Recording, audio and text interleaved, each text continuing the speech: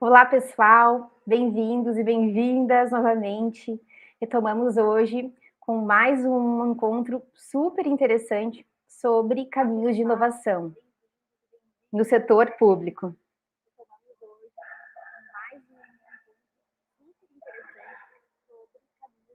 E a gente não estaria aqui se não fosse a iniciativa do Inova.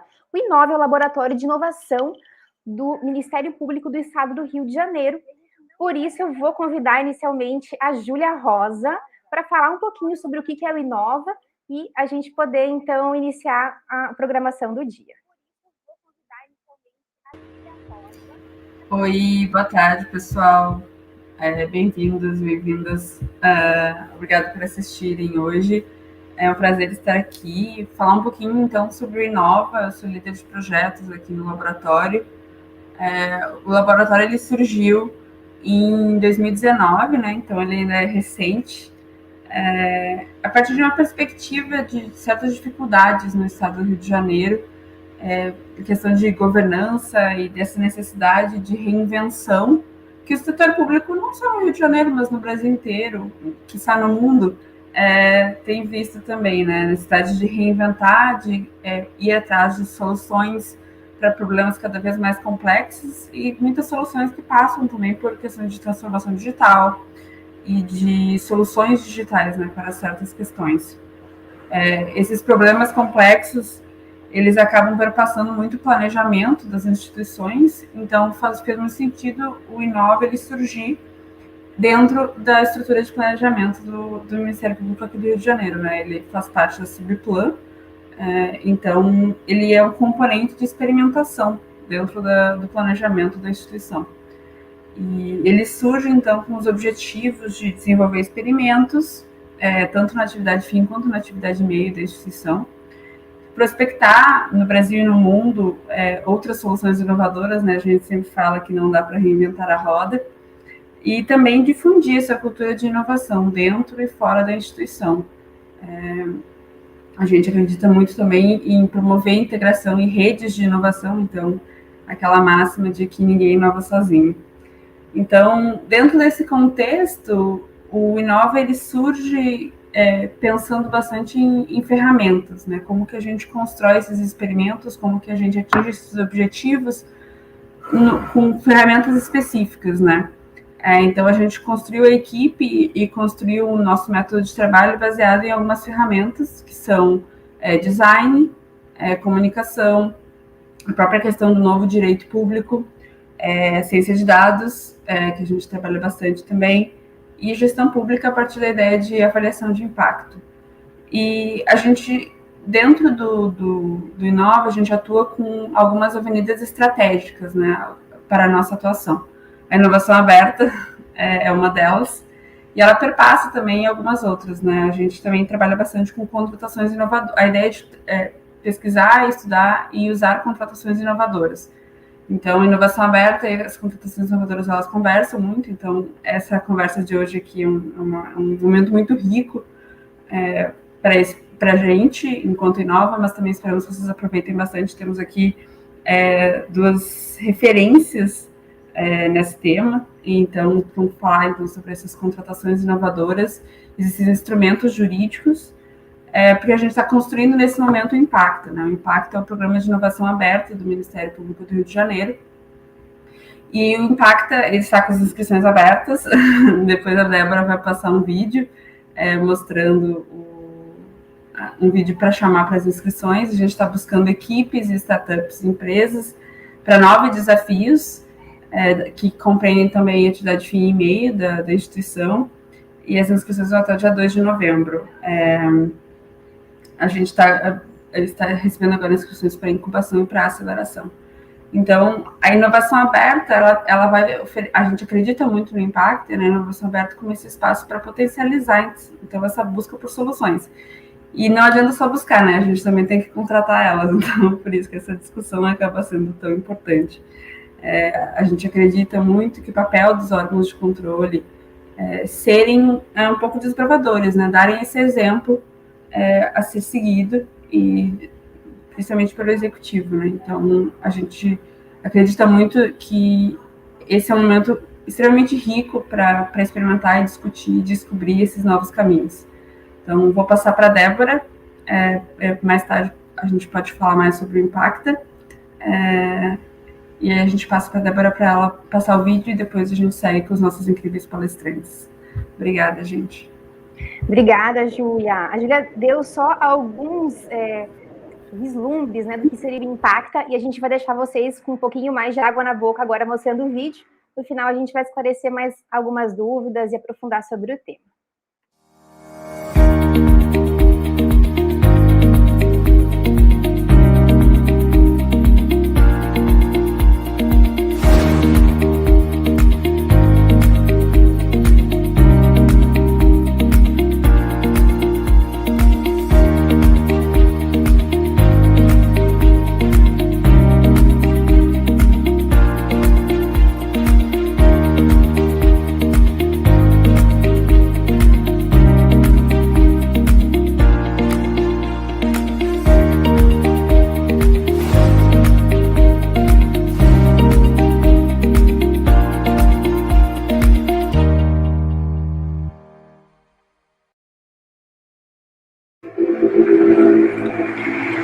E hoje, então, o nosso encontro, ele tem como tema o marco legal das startups. Como as startups podem se beneficiar com essa nova forma de contratação.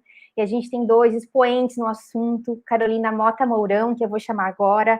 Ela é professora de Direito Administrativo na Mackenzie e também coordenadora e pesquisadora do Núcleo Jurídico e Observatório de Inovação e Competitividade do Instituto de Estudos Avançados da USP.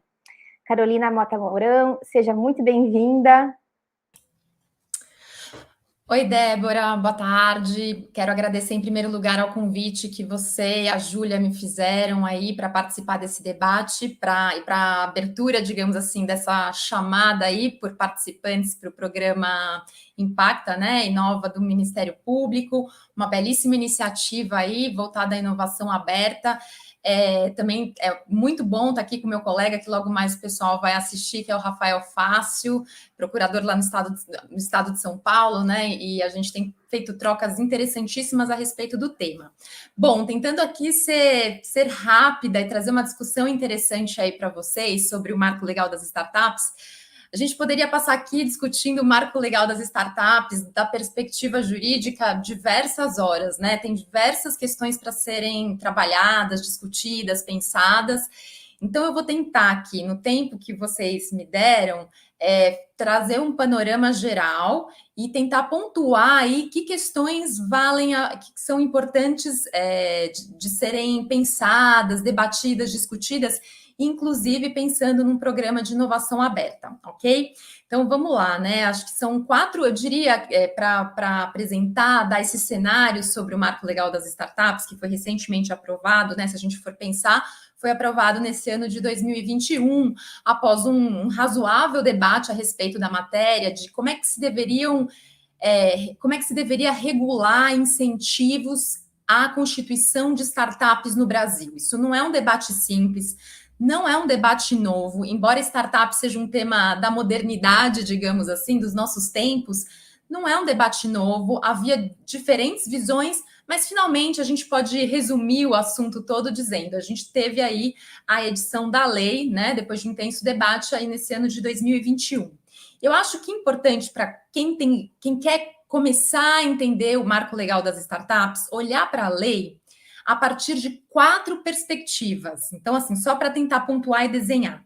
Primeiro é entender o que é essa lei, né? Por que ela surgiu, por que ela veio, qual a importância da lei, né?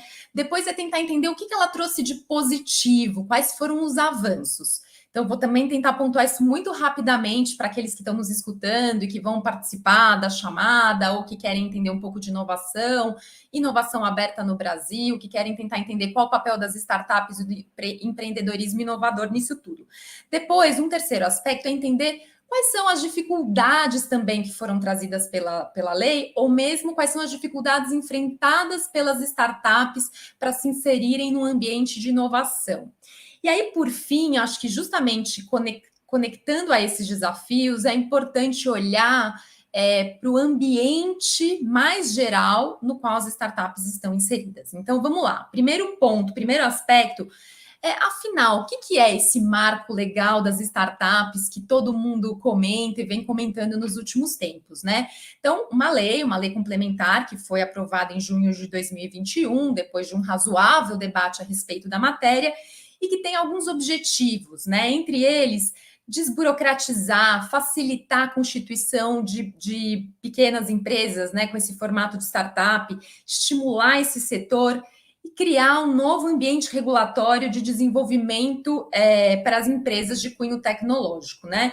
Então, basicamente, o que essa lei pretende é criar condições favoráveis à criação de startups, observando as suas particularidades. Quais são essas particularidades? A gente poderia apontar diversas dimensões. Então, por exemplo, há peculiaridades trabalhistas, há peculiaridades tributárias, há peculiaridades em razão, características específicas de como investir em startups e como é que elas podem também atuar e fazer parcerias. Há uma questão também que a lei traz, né, que é criar um regime diferenciado para a testagem dos produtos das startups, que é chamado do sandbox regulatório. E, por fim, que é a parte aqui que nos interessa discutir de maneira um pouco mais específica, são os contratos com a administração pública. Então, é importante entender que o marco legal das startups, na verdade, quer facilitar os negócios entre pequenas empresas e quer também facilitar, ajudar, contribuir para a contratação dessas empresas pela administração pública. Então, basicamente, esse a gente pode resumir, claro que a gente poderia detalhar muito mais, né? Mas, assim, em resumo, o marco legal das startups quer criar condições favoráveis à constituição e ao funcionamento dessas pequenas empresas, digamos assim, e que tem esse cunho aí de cunho tecnológico, ok? Segunda questão, né? Segunda dimensão importante de olhar. Quais são os avanços trazidos pela lei? No que ela realmente consegue criar essas condições? Bom, ela traz alguma segurança jurídica a respeito da definição do que são startups. Porque o que é startup para mim pode não ser startup para o Rafael, pode não ser startup para a Débora ou para a Júlia. Então, vamos imaginar um programa como o Impacta querendo fazer uma chamada para startups. Quem é que pode se habilitar? Quais são as empresas? Então, havia uma grande dúvida, afinal, né? Quem é que se enquadra nessa categoria de empresa startup? Todas as empresas de cunho tecnológico são startups? Ou todas as startups devem apresentar cunho tecnológico? Precisa ter alguma definição de valores, de quanto essas empresas oferem em termos de lucros e resultados por ano? Elas precisam ter alguma expertise por algum período de tempo e comprovar isso? Elas precisam existir por quanto tempo para poderem participar de uma chamada pública, uma chamada feita pela administração pública, né? Uma contratação.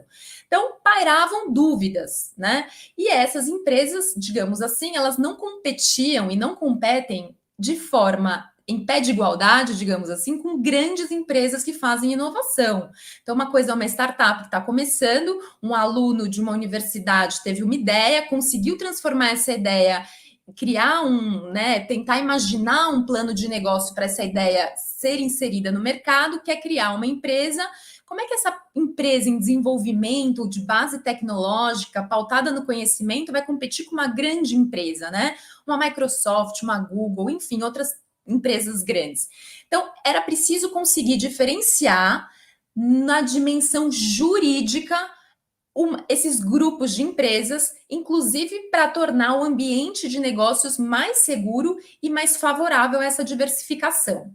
E aí existe todo um trabalho no sentido de entender que nas startups, elas são empresas de base de cunho tecnológico, elas se baseiam em conhecimento, então é uma economia do conhecimento, né? Então, uma economia que se entende por uma economia de conhecimento, ela precisa desse motor das startups. Então, de alguma maneira, é preciso criar regras que favoreçam o seu surgimento e a sustentação dessas empresas.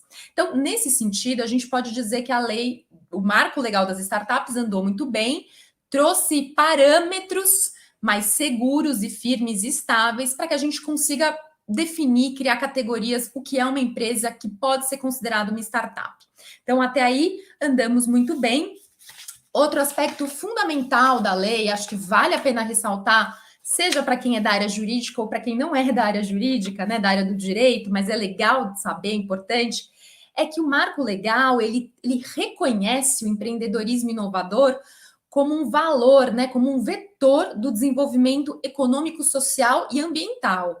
Isso não é pouca coisa, né? Então, assim, existe realmente se chama a atenção para o empreendedorismo inovador como um vetor do desenvolvimento econômico do país. E é interessante notar que essa lei, ela destaca a importância, vejam só, a importância das empresas como agentes centrais do impulso inovador num contexto de livre mercado. O que isso quer dizer? Isso quer dizer que, de um lado, ela reforça a ideia de que a inovação acontece nas empresas. Esse é um conceito básico, é o ponto de partida, né? Se a gente for olhar as discussões mais teóricas sobre inovação, e se a gente for pegar o manual de Oslo, que traz todo o desenvolvimento do conceito de inovação, é importante ressaltar: a inovação, ela acontece dentro das empresas. A empresa é um agente da inovação. Então, essa lei reforça essa ideia e diz, olha, em um contexto de livre mercado. Então, ela reafirma os valores do mercado. Não obstante, olha que interessante. Então, ela reafirma o valor da empresa, ela reafirma o valor do livre mercado, mas a lei também reafirma o papel do Estado como motor, como aquele que impulsiona o processo de inovação. Então, também estabelece lá nos princípios e diretrizes, o marco legal traz que são princípios e diretrizes o aperfeiçoamento das políticas públicas e dos instrumentos de fomento ao empreendedorismo inovador e declara, afirma o papel do poder público, da administração pública na contratação de startups, na contratação de soluções inovadoras desenvolvidas por startups. O que isso quer dizer? Isso quer dizer que a lei reafirma o poder de compra do Estado como uma forma de indução dos processos de inovação. Então, aí, sim, a lei tenta dar um passo além para dizer, bom, se o Estado é um motor, né, ele impulsiona o processo de inovação, e se a inovação acontece na empresa e ela também acontece de maneira forte, digamos assim, nas startups, é preciso criar as boas condições para que Estado e startups conversem e consigam estabelecer parcerias. Então, o marco legal das startups, o que ele quer é transformar, é fazer com que essa relação Estado, startups, Estado, empreendedorismo inovador, seja estabelecida de acordo com certas regras e ela seja facilitada, né? Então, esse é o objetivo do marco legal das startups.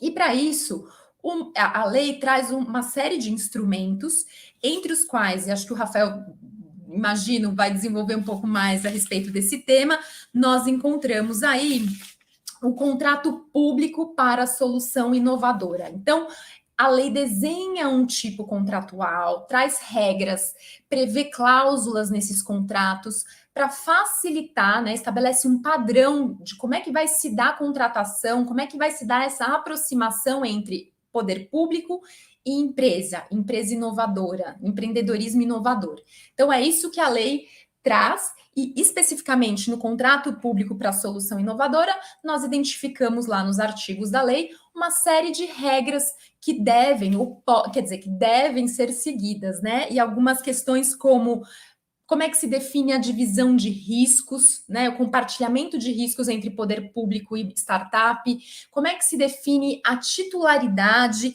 e a participação das partes nos resultados obtidos a partir dessas parcerias. Será que esses contratos podem ou não envolver risco tecnológico? Podem envolver risco tecnológico ou não, né? A depender da contratação. Então, é interessante notar que o marco legal traz aí alguns instrumentos novos, inovadores, sendo então um deles um tipo contratual específico que nós imaginamos aqui que nesse programa, por exemplo, do Impacta, ele poderá ser utilizado, poderá ser uma boa alternativa. No entanto, o marco legal das startups, ele enfrenta algumas dificuldades que eu vou pontuar muito rapidamente, eu não vou conseguir me aprofundar. mas acho que a gente pode definir, estabelecer como uma primeira dificuldade. Qual é o conceito? Será que o conceito de startup trazido por essa lei, ele é o melhor, entre aspas, ele é o melhor conceito que nós poderíamos ter? E ele conversa com o conceito de startup trazido em outras leis, como é o caso, por exemplo, da nova lei de licitações? Então, vejam, isso é muito importante. Por quê? Porque o marco aqui, a lei que nós estamos analisando agora, ela estabelece parâmetros, critérios para se dizer que uma empresa é uma startup. Estabelece critério de valor, estabelece critério de tempo e estabelece alguma coisa em relação a questões de inovação. Mas é interessante notar que, às vezes, o critério valor e o critério tempo prevalecem em relação à capacidade inovadora da empresa. Será que isso é positivo ou será que isso é negativo? Acho que a gente não pode ter uma resposta absoluta, é difícil. Há muitas críticas em relação a isso, então é importante saber que essa é uma crítica que vem sendo feita ao texto da lei. Então, essa é uma primeira questão, a definição de startup. Segunda questão que eu já também ouvi muito em debates, e aqui eu já vou caminhando para encerrar, qual a relação entre startup e empreendedorismo inovador? São conceitos que se confundem? Eu diria que não, né? Alguns dizem, na verdade, será que empreendedorismo inovador contém o termo startup ou são coisas distintas? Então, vejam, isso também pode causar alguns dilemas jurídicos. Então, esse é um segundo aspecto importante. Terceiro aspecto importante diz respeito ao próprio instrumento contrato público para solução inovadora. A gente pode pensar, opa, agora temos um instrumento ótimo para a administração estabelecer uma parceria com startup. Mas há muitos críticos. Há muitos críticos que pensam o seguinte, e eu, inclusive, posso dizer que talvez eu seja uma delas. Será que a gente precisa de um tipo contratual para realmente um novo tipo contratual para que a administração possa celebrar parceria com startups? Será que já não poderia anteriormente, com a lei de inovação, com a nova lei de licitações? Será que a gente estamos criando um engessamento? Então, neste momento talvez seja benéfico, mas será que para um pouco mais adiante a gente vai ter, na verdade, um engessamento ao invés de uma facilidade, de uma efetiva contribuição? E aí a quarta crítica, diria assim, será que o que a gente tem no marco legal das startups conversa efetivamente com a nossa lei de inovação e com a nova lei de licitações? Vejam, lei de inovação trata de inovação. Será que a definição do que é inovação na lei de inovação de 2016, cuja primeira edição aconteceu em 2004, será que o que nós definimos lá como inovação é o que nós entendemos por inovação aqui no marco legal das startups? Por sua vez, será que o que está aqui é também o que está dito lá na nova lei de licitações sobre inovação? Então, vejam, é um emaranhado em que a gente tem que conseguir entender qual o sentido de inovação. É uma mera modernização do setor público, uma mera modernização de coisas, é aperfeiçoamento, é processo inovador, o que é, né? Então, qual é o conceito de inovação e qual é o conceito de startup? Eu diria que esse é o cenário de uma leitura mais holística do marco legal das startups. E aí, realmente, só para finalizar, eu diria que tem um aspecto a mais que precisa ser considerado. As startups, e eu acho que a Júlia falou isso aqui na abertura, elas não funcionam sozinhas, né? Uma startup não inova sozinha, é preciso que elas estejam inseridas num sistema. E aí é interessante notar que o marco legal e as startups conversam com um conjunto de instituições no Brasil existentes no sentido de fomentar, incentivar a ciência, tecnologia e inovação, que são algumas instituições bastante relevantes, tem um papel fundamental em políticas públicas para ciência, tecnologia e inovação, mas tem lógicas distintas do que a gente enxerga, por exemplo, na dinâmica do funcionamento das startups, né, dessas empresas mais jovens e ágeis. Então, a gente enxerga, por exemplo, nós temos o CNPq, que existe há 70 anos, nós temos a FINEP, que existe há 50 anos, nós temos a própria FAPESP, que é a Fundação de Amparo à Pesquisa do Estado de São Paulo, onde eu atuo, tem já 60 anos e ela tem programas para pequenas empresas inovadoras. Então, são instituições que são grandes, são até pesadas, e elas têm inúmeros instrumentos para fomentar as startups, mas elas vêm de uma lógica que foi construída há décadas atrás, né? Elas se modernizam, claro, mas é preciso entender essa dinâmica, onde é que as startups se inserem, como é que elas conseguem conversar com esse sistema todo. Então, acho que com isso aqui eu vou finalizando a minha contribuição, e aí parabenizo a iniciativa que está acontecendo aí no Rio de Janeiro, e digo que, no fundo, pensar sobre as questões das startups é fundamental para apostar na inovação aberta. Eu sou uma defensora, digamos assim, uma entusiasta dos processos de inovação aberta.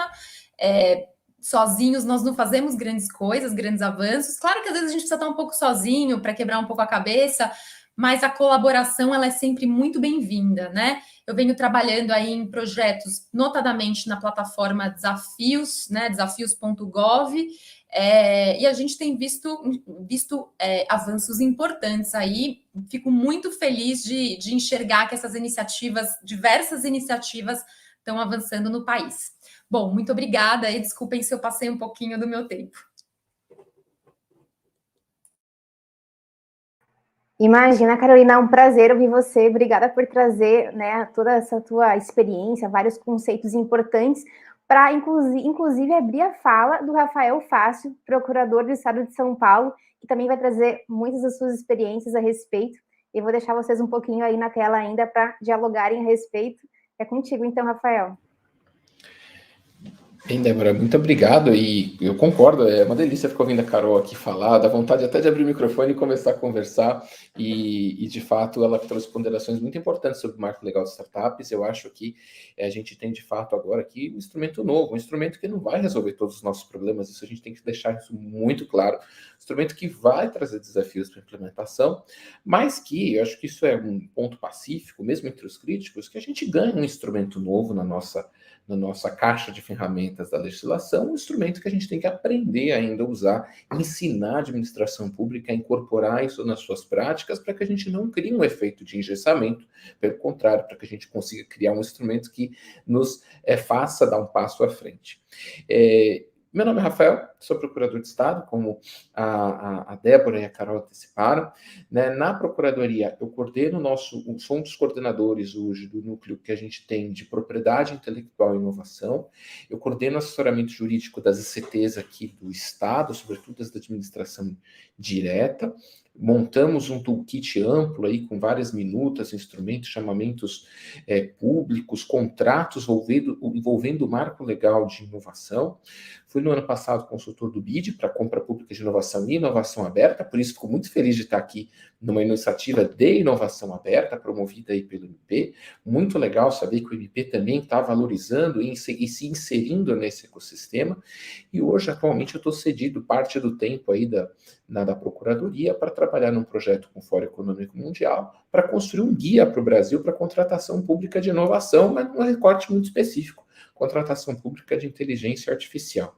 E hoje, o foco aqui na nossa conversa, para os próximos minutos aqui, é debater um ponto específico, trazer um ponto específico que a Carolina já nos trouxe, já nos situou na fala dela, sobre a nova lei complementar 182, o marco legal de startups, e eu quero fazer, depois dessa radiografia, desse panorama que a Carol nos deixou, uma cirurgia, uma incursão num foco muito específico, 3, 4 artiguinhos da lei, que trazem um capítulo específico sobre compra pública.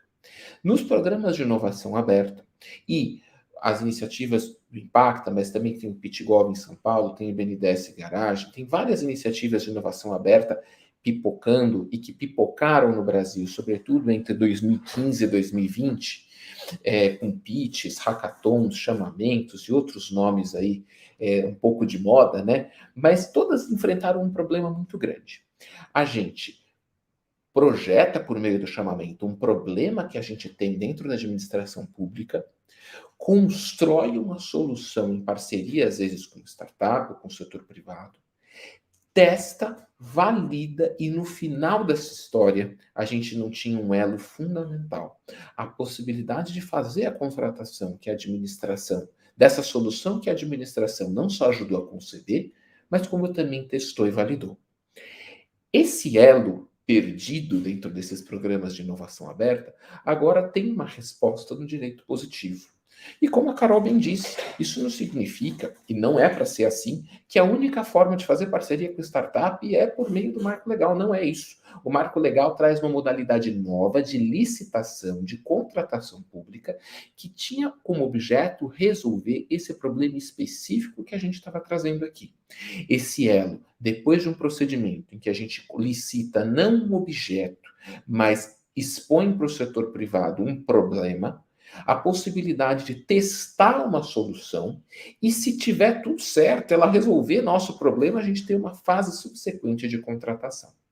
O primeiro ponto que a gente tem que deixar bem claro é que essa é uma modalidade de compra pública, uma modalidade de licitação que, apesar de ter sido feita pensando, claro, em fomento ou em inserir as startups dentro da cadeia de fornecedores do setor público, ela não é restrita a startups. E o foco dela é justamente esse que a gente trouxe: fazer um teste de uma solução inovadora que foi concebida fora do setor público, ó, a ideia de inovação aberta, os fluxos, a interpenetração de conhecimento lá do Chessboard, né? E que faz com que a gente possa ter lá na frente uma contratação que é limitada no tempo e limitada no valor. Uma contratação também, ela, de teste. E uma contratação que vai servir para a gente pensar, né, primeiro, se aquelas metas, se aquelas métricas, se aqueles objetivos que a gente, pelo menos, cogitava resolver com aquela contratação, de fato vão ser atendidos. E dois, se forem atendidos, mais uma fase aí, portanto, de fornecimento, também limitada no tempo e também limitada no valor, em que a gente consegue aí, pelo menos, dar um incentivo a mais para esse fornecedor e ajudar, no caso aqui pensando na nossa discussão aqui numa startup, se a gente consegue inseri-lo aí, portanto, dentro do setor público, usar o poder compra do Estado para fazer com que esse fulano se torne um fornecedor do governo. Para isso, a gente tem uma modalidade especial, uma modalidade de licitação própria, única, que dispensa vários requisitos de habilitação. É importante dispensar requisitos de habilitação, porque a gente fala de empresas que, startups, na maior parte das vezes, nem têm ativos, né? A gente está falando de uma burocracia muito grande para entrar dentro da cadeia de fornecedores do setor público. Todos os requisitos de habilitação, a documentação que tem que ser apresentada são prova e testemunho disso. E a gente tem, portanto, uma série de dispensas, como também, além dos documentos de habilitação, as garantias. Para a gente ter um pouco mais de clareza, eu queria mostrar essa figura aqui, que eu acho que ilustra bem essas três fases diferentes que o Marco Legal de Startup nos traz em relação à parte de compra pública. Primeiro, uma modalidade especial de licitação, uma modalidade própria, e a própria lei usa licitação. É importante falar que é licitação, que não é chamamento público, como era na época da consulta pública, para que a gente tenha clareza de que nós não estamos fugindo do dever de licitar, nós temos uma forma diferente de licitar, uma forma que mostra que a gente não tem uma forma só de contratar dentro da administração pública brasileira, e agora a gente passa a ter uma opção nova. Essa é uma licitação especial porque a gente não licita o objeto. Eu não descrevo as características técnicas de uma solução que a administração escolhe.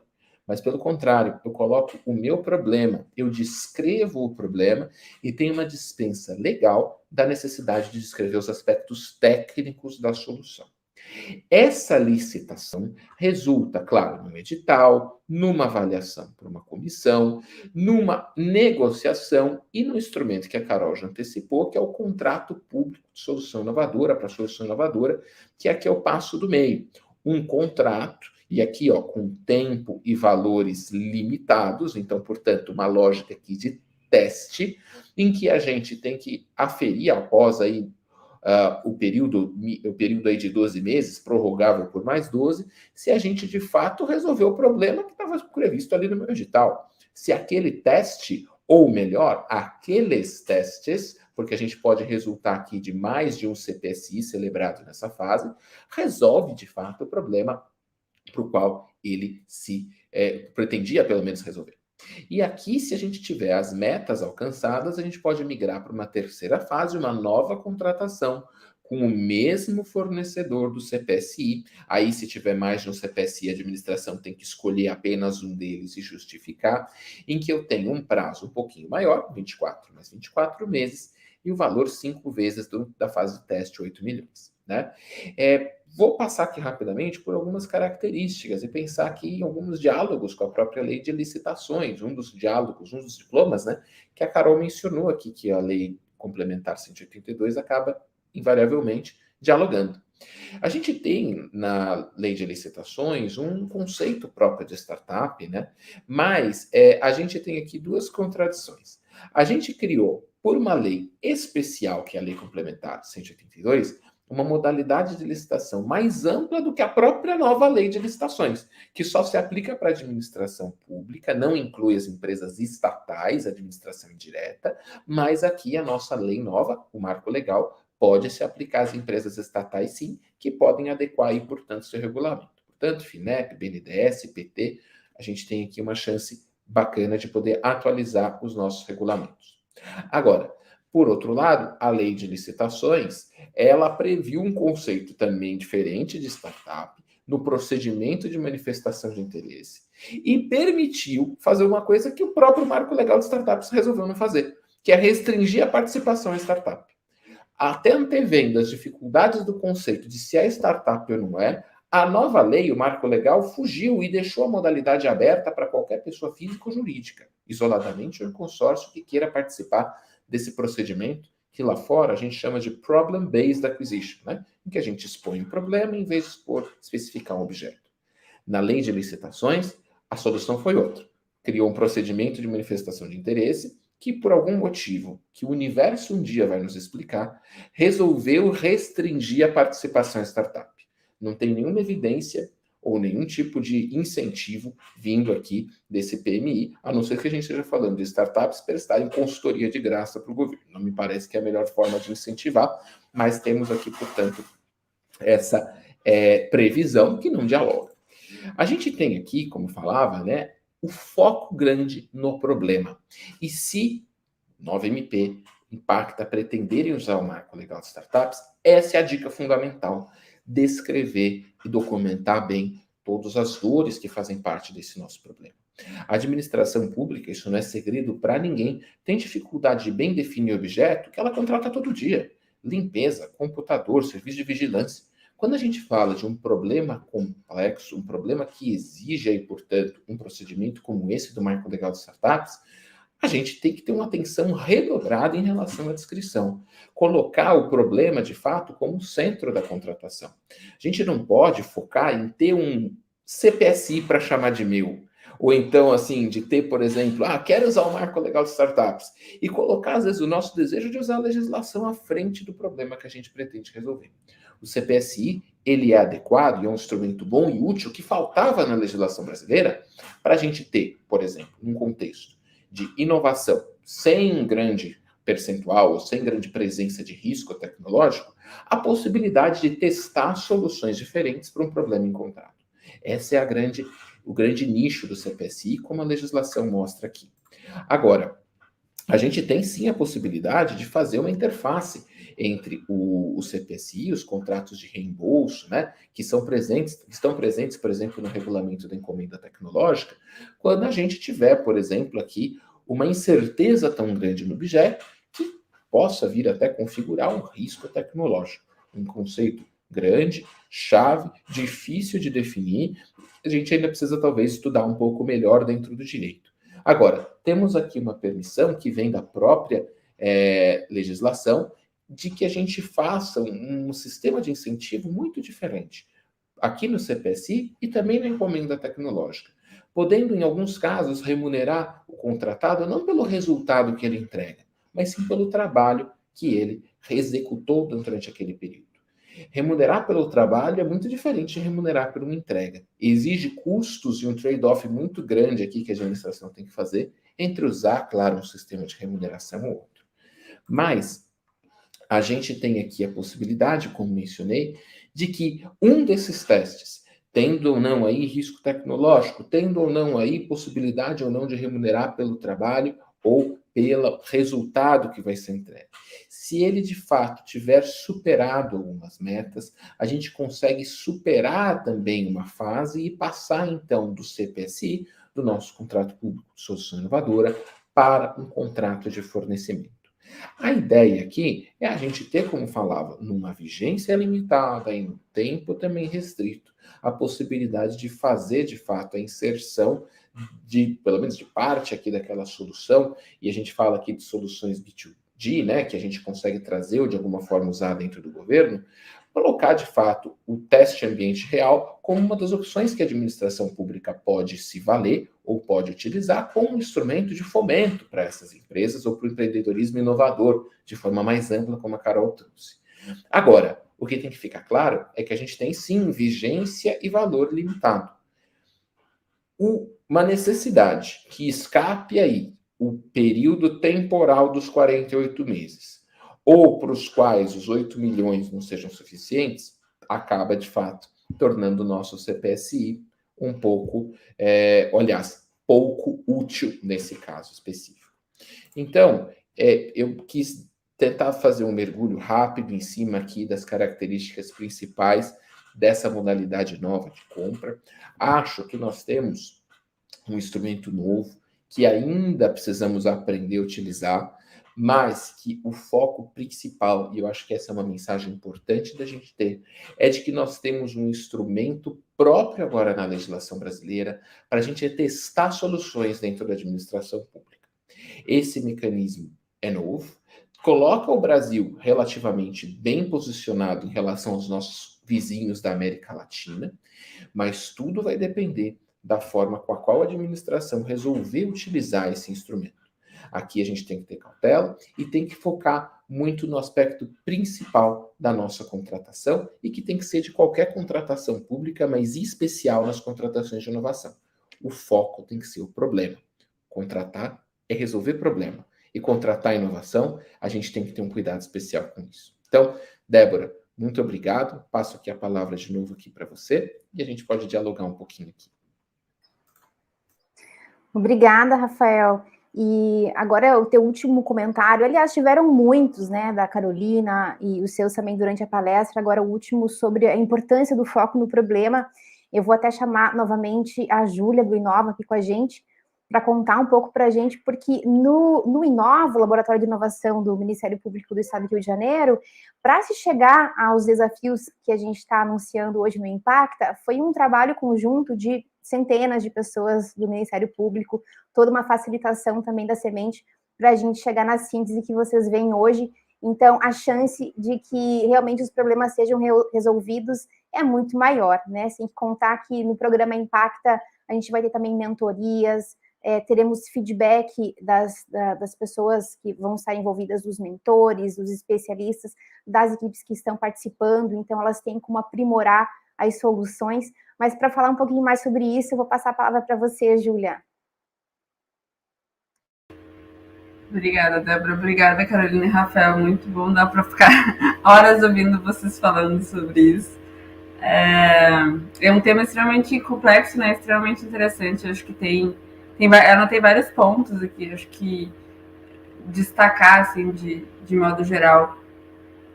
A questão de, exatamente, né, a Carolina me citou e eu vou citá-la de volta, que é a questão da importância do ecossistema de inovação, né, dessa questão de você construir em conjunto. E aí eu coloco isso exatamente em diálogo com o que o Rafael falou, que é a questão de construir focando no problema, né, a gente construiu os desafios do Impacta exatamente.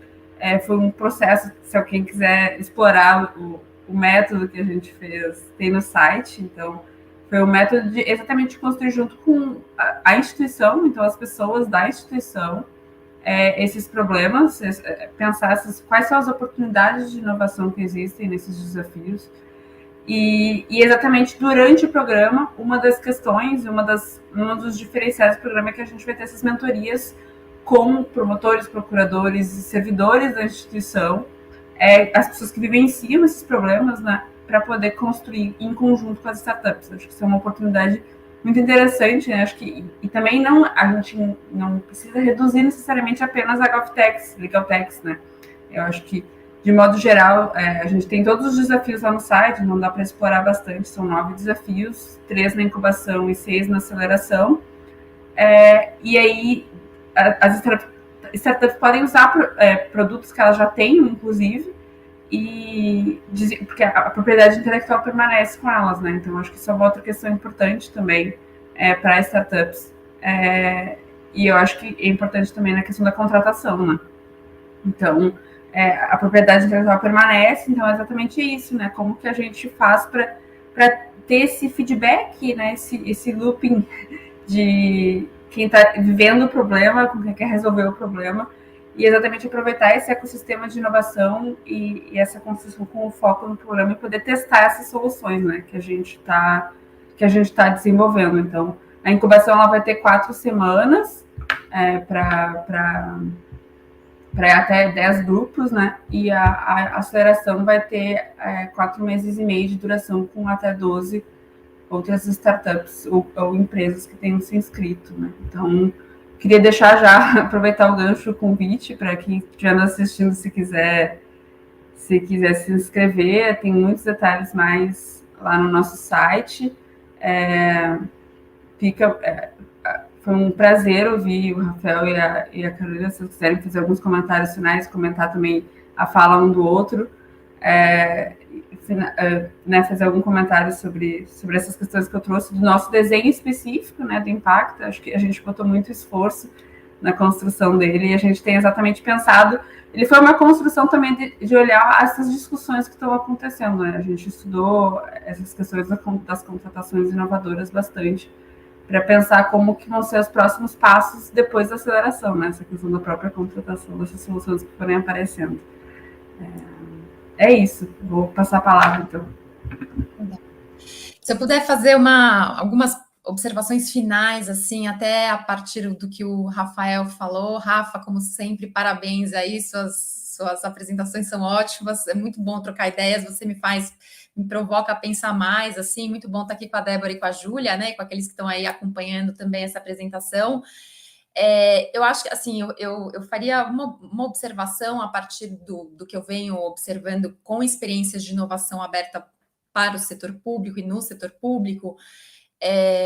Eu acho que, assim, uma experiência que serve como modelo, não que a gente tenha que adotar de maneira idêntica, mas que a gente pode olhar os acertos e desacertos, é o Challenge.gov dos Estados Unidos, né? Tem outras inúmeras experiências, mas acho que o Challenge.gov, ele já existe há bastante tempo, digamos assim, há 10 anos, e a gente consegue observar um pouco o formato deles, onde eles acertaram, onde é que será que erraram, o que a gente pode aproveitar dessas experiências. E duas coisas me chamaram muito a atenção na experiência deles. Na verdade, 3.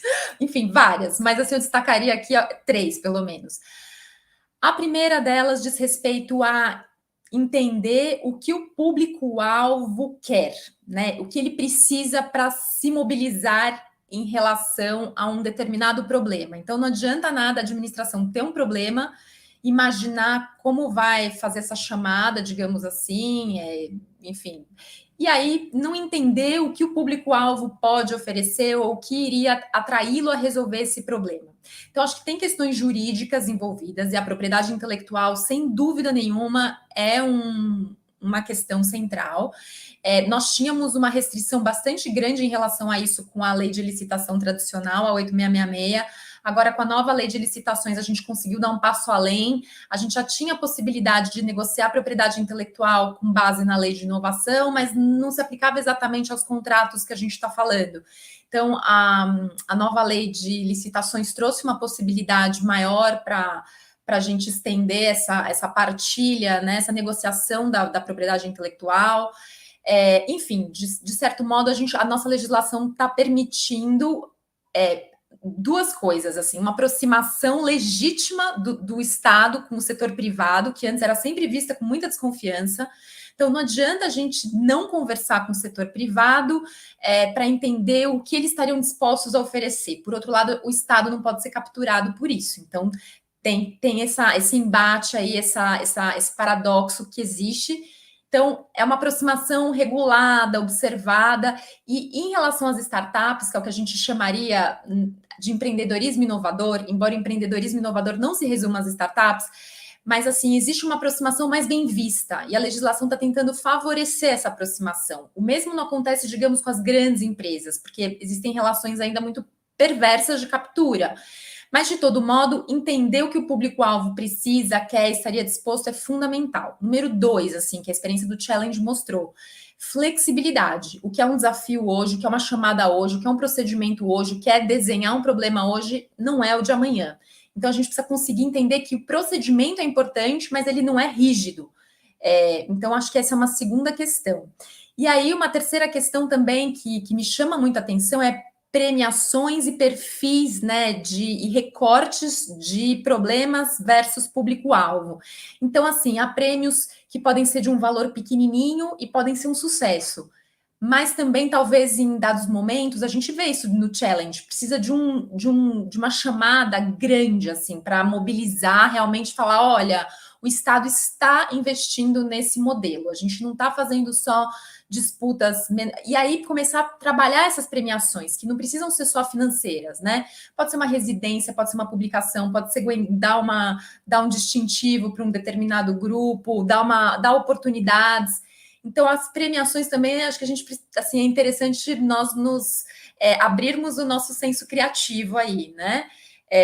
Enfim, acho que é isso, premiação, partilha de resultados, flexibilidade e aproximação, entender como é que o empreendedorismo inovador e o que as startups enxergam como possibilidades para essa aproximação da administração pública, porque senão a gente fica numa visão estadocêntrica, que é o Estado olhando como as startups devem se comportar. Mas como é que as startups também estão enxergando o Estado, né? Acho que é isso, pessoal. Enfim, desculpem se falei demais de novo. Não, foi excelente. Não sei se o Rafael quer fazer um comentário final. Concordo com tudo que a Carol trouxe. Eu acho que a gente tem que, de fato, pensar nesses dois pontos dessa corda, né? A gente tem agora do lado do Estado talvez mais instrumentos, mas o problema da inovação não é um problema só para o Estado. Esse eu acho que é um ponto forte que a Carol trouxe. E quando a gente pensa em inserir as startups dentro desse setor, da cadeia de fornecimento do governo, de pensar em colocar as startups como fornecedoras do setor público, uma experiência positiva e legada do próprio Challenge, que a Carol trouxe, mas também do Startup India, de outros programas que tentam trazer, unir as duas pontas disso, não adianta você resolver o ponto só do Estado, você tem que ter capacitação, mostrar, por exemplo, do lado da startup, quais são os procedimentos e a burocracia para você conseguir vencer essas barreiras de entrada que a própria contratação pública pela legislação oferece. Então, eu acho que assim, o programa de vocês, eu acho que, pelo que a gente consegue perceber aqui, parece um programa bem desenhado, que está voltado a resolver esses problemas pela inovação aberta, e é importante, agora que a gente pensa aqui em usar esse instrumento novo, não perder de vista o que a Carol falou, pensar nas duas pontas e nos dois elos que tem que se unir aqui nessa corrente. Mas queria também agradecer o convite aí da Débora, da Júlia, do Leonardo e, sobretudo, a Carol aqui pela oportunidade, mais uma vez, de a gente poder dialogar e debater e falar um pouquinho sobre inovação, que é sempre muito legal. Sempre a gente consegue sair dessas conversas pensando em outras coisas que a gente não havia pensado antes. É isso aí também, faço as palavras do Rafael as minhas. Agradeço aí a todos pelo convite, foi um prazer enorme aqui debater com vocês.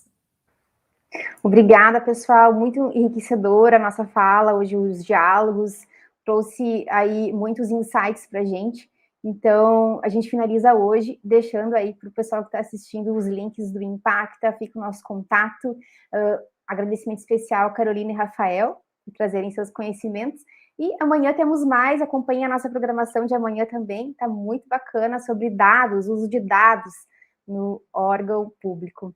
Então é isso, até mais. Tchau, tchau.